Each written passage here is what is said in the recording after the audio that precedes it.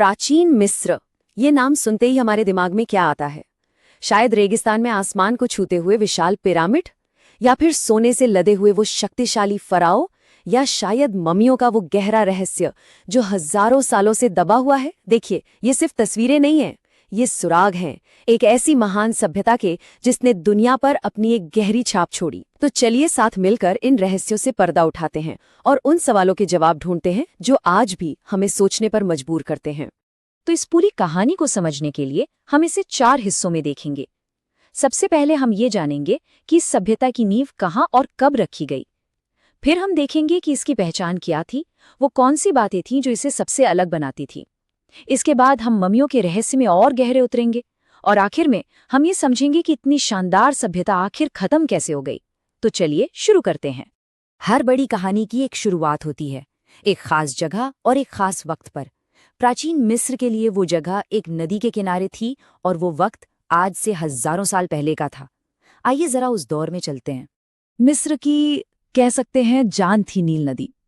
जरा सोचिए, चारों तरफ सूखा रेगिस्तान है और उसके बीच से एक नदी बह रही है जो हर साल बाढ़ के साथ उपजाऊ मिट्टी लाती है।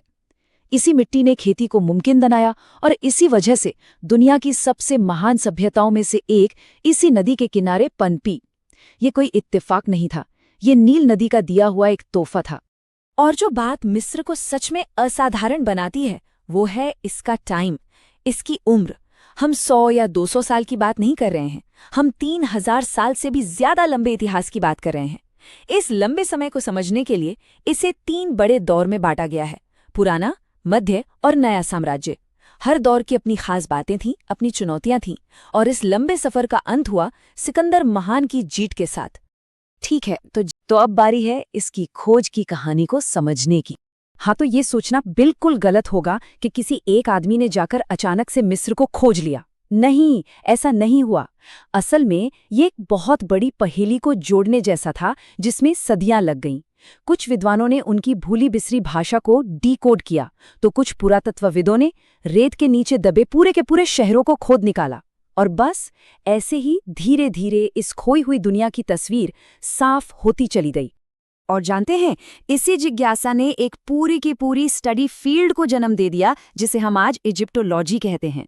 ये वही लोग हैं, वही विशेषज्ञ जिनकी वजह से हम आज मिस्र की उस रहस्यमय भाषा को पढ़ पाए, उनके विश्वासों को समझ पाए और यहाँ तक कि ये भी जान पाए कि वो अपनी रोजमर्रा की जिंदगी कैसे जीते थे।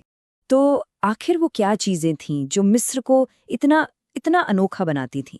चलिए उनकी कुछ सबसे खासियतों पर एक नजर डालते हैं। ये मिस्र की पहचान की ना कई परतें थीं।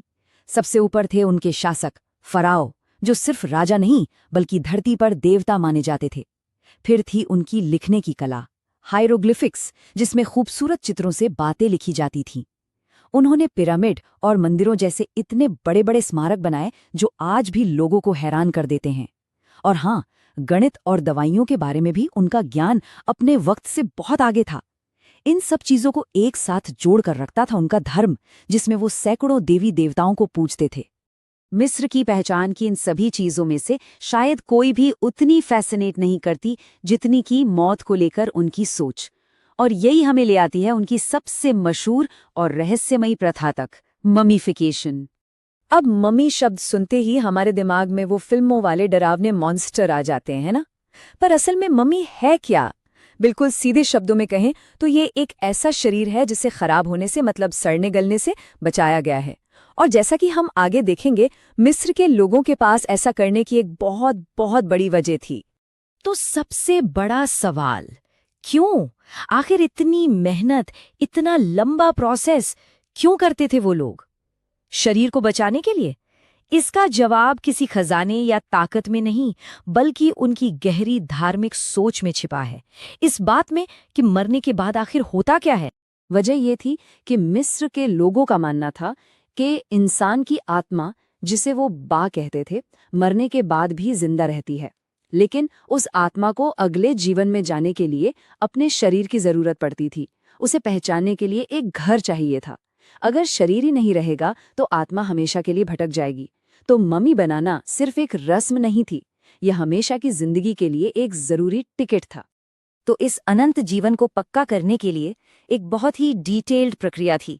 इसमें सबसे पहले शरीर के अंदर के अंगों को निकाला जाता था, फिर उसे नेट्रॉन नाम के एक खास नमक से पूरी तरह सुखाया जाता था। इसके बाद शरीर को सैकड़ों मीटर लंबी लिनन की पट्टियों में लपेटा जाता था और बीच बीच में सुरक्षा के लिए ताबीज भी रखे जाते थे। ये एक बहुत ही पवित्र और मुश्किल काम था, जिसे पूरा होने में 70 दिन लगते थे। और ये जो चित्रलिपि है, ये सिर्फ देखने में सुंदर चित्रकारी नहीं थी, नहीं, ये उनकी भाषा थी, लिखने का एक पूरा सिस्टम। और इसी के जरिए तो उन्होंने अपना इतिहास, अपने कानून, अपनी कहानियां, सब कुछ पत्थरों पर हमेशा हमेशा के लिए लिख दिया, ताकि आज हम सब उन्हें पढ़ सकें। और जहां तक पिरामिड की बात है, तो वो सिर्फ पत्थर के ढेर तो बिल्कुल नहीं थे। वो तो इंजीनियरिंग के ऐसे बेजोड़ नमूने थे जिन्हें एक ही मकसद से बनाया गया था, फिरौन की आत्मा को हमेशा के लिए सुरक्षित रखना। आज भी उनका आकार और उनको बनाने में जो सटीकता बरती गई है, वो बड़े बड़े इंजीनियरों को हैरत में डाल देती है। लेकिन कहते हैं ना, हर महान कहानी का एक अंत तो होता ही है। तो अब आते हैं अपने सबसे बड़े सवाल पर, आखिर इस महान सभ्यता का सूरज डूबा कैसे? लेकिन जैसा होता है, हर महान साम्राज्य का एक अंत होता है। मिस्र भी हमेशा के लिए नहीं रहा। 3000 सालों तक दुनिया पर राज करने के बाद आखिर क्या हुआ कि इस शानदार सभ्यता का सूरज डूब गया? और देखिए, इसका कोई एक सीधा साधा जवाब नहीं है। ये कई चीजों का मिला जुला असर था। एक तरफ बाहर से लगातार हमले हो रहे थे जो मिस्र को कमजोर कर रहे थे, तो दूसरी तरफ देश के अंदर भी सत्ता के लिए लड़ाइयां चल रही थीं।